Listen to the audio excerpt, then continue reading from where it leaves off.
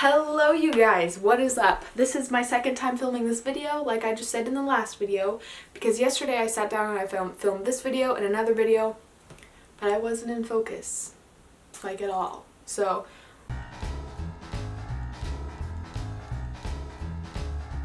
hello you guys, what is up? I didn't have energy to put makeup on, didn't have energy to change out of my zombie t-shirt. This is the second time I'm saying this because I have to refilm 2 videos today. So this is the start to my Lucid Dreaming series here on the interwebs, aka the internet. I wanted to make this series for a couple of reasons. The first one is because Lucid Dreaming is just like, it's something I'm very interested in. I do it quite often. I've done it since I was very young. But also I want to create like a little community here on Lucid Dreaming because it is, you're sleeping for like a third of your life or something like that. I don't know if that's like the actual numbers. There's lots of lucid dreamers out there. So like lucid dreaming is a big part of lots of people's lives. So I just wanted to make like this little community here where we could talk about our dreams, our experiences, different methods of lucid dreaming and stuff like that. So welcome here. Are you a lucid dreamer? Are you not? Are you wanting to get into it? Leave it down in the comments below and let's get this thing going. But the last reason is because I want a way to properly document my dreams. Very heavily impact me and my emotions.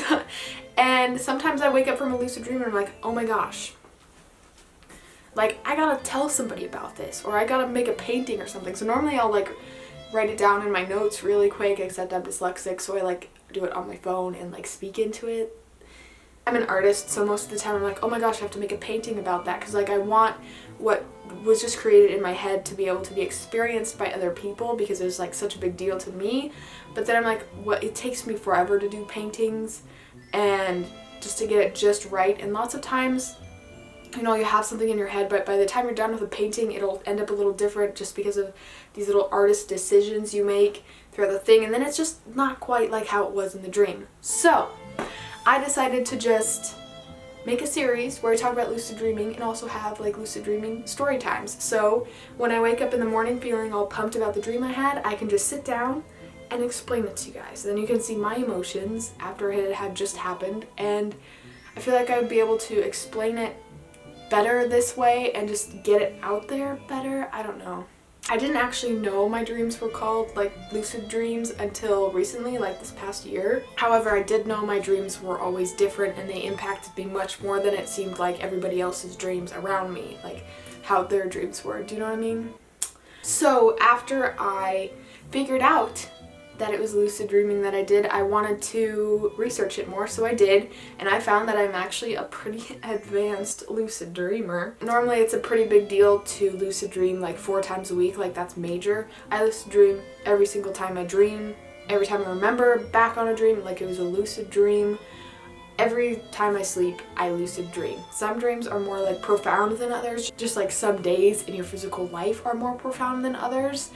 Some dreams like have a bigger meaning towards them, some of them really like hit me hard, and some of them like don't, you know, it's just kind of like regular day, except you can fly and see cool monsters and shit like that. So lucid dreaming is basically just kind of like being aware in your dream that you are in a dream, and also you have normally a certain amount of control over your dream. Some people have all control, sometimes some people in dreams they have like, they can change some little things.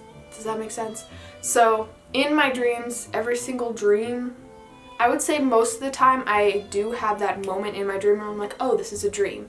But other times I don't have that, like, I don't have that actual thought where I'm like, okay, this is a dream. Although I am always aware that I'm kind of like in this other world and I can change things if I want to, or I can let it unfold in front of me and like change things very minorly, I guess. I do really enjoy using my creativity to the max, or just like doing whatever I want to do, and if I want to fly out of a situation that I'm not comfortable with, like I do that. I can fly, I can do whatever. Actually in my lucid dreams, falling feels so real to me, so when I fly I have to be very careful because in the descent, sometimes I can like go down so fast that the falling is just too intense and it'll wake me up and I'll wake up feeling like I just fell. And then sometimes I'll just like really like a way a dream is going and I just kind of want to experience something and not always know how the outcome is gonna end up. So sometimes I will like change things very minorly in a dream and just kind of let it unfold, and I have to be very careful in my mind to not think of anything that would change the situation like too majorly, because normally at the point you've thought of something, it's already too late and it's like there and it's changed. Do you know what I'm saying? So I've learned to just be careful with that if there's dreams that I'm like enjoying and I just kind of want it to play out how it's gonna play out. Do you know what I'm saying? Anyways, I also started lucid dreaming from a very young age, and I think that is because of a few things. One is I used to have horrible night terrors to the point where I wouldn't want to go to sleep, and sometimes I like just wouldn't sleep. I'd just sit there laying there like all night. So I think that created such an emotion towards dreaming that since I had so much emotion in my dreams, and since while I was in a nightmare, I was like so just utterly terrified that it made it so real to me, and it made it, you know, that much more emotionally connected to me. So I actually think my night terrors had a big part to play in it, as lucid dreaming is kind of a cure for night terrors and nightmares, because you can really take yourself out of a situation or switch it up however you want to. So I wouldn't necessarily say I've had nightmares ever since I started lucid dreaming, because, you know, I can switch it if I want to, or I can, you know, I can do things in my dream that create other emotions that are going to be stronger than that just pure terror emotion.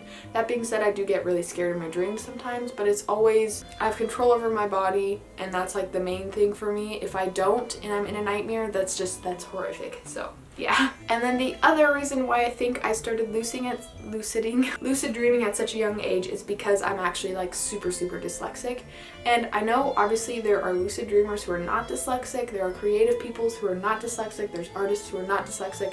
But that being said, most dyslexics are artists. They tend to be more on the creative side because they have to use different parts of their brains. They have to think absolutely completely differently. I did some research on this for a research paper I was doing for school. By the age like 5 or so, dyslexics are already thinking like 90% or something like that. I don't quite remember the exact numbers, in pictures instead of like kind of 50-50 pictures, visuals, but then also, you know, but then also like words and like the technical stuff. Does that make sense? But dyslexics think almost 100% with pictures. Every dyslexic tends to be more on the creative side of things. My brain coping with my dyslexia in thinking more visually has really given me like the maximum amount of creativity I could have in my dreams. So yeah, those two things combined I think is why I started lucid dreaming at such a young age and didn't even really realize quite what I was doing. So yes. While I am going to have more research-based videos throughout this series, I also like this video, it's mostly what I have found personally. I mean, there's a little bit of research in there, but mostly it's what I found personally, and it's like my personal experience towards lucid dreaming. So yes, so take it all with a grain of salt. Everybody has a different story, everybody has different opinions. So yeah, thank you so much for watching this video. I hope you're excited for this series in the future. So I'm pretty sure that's it.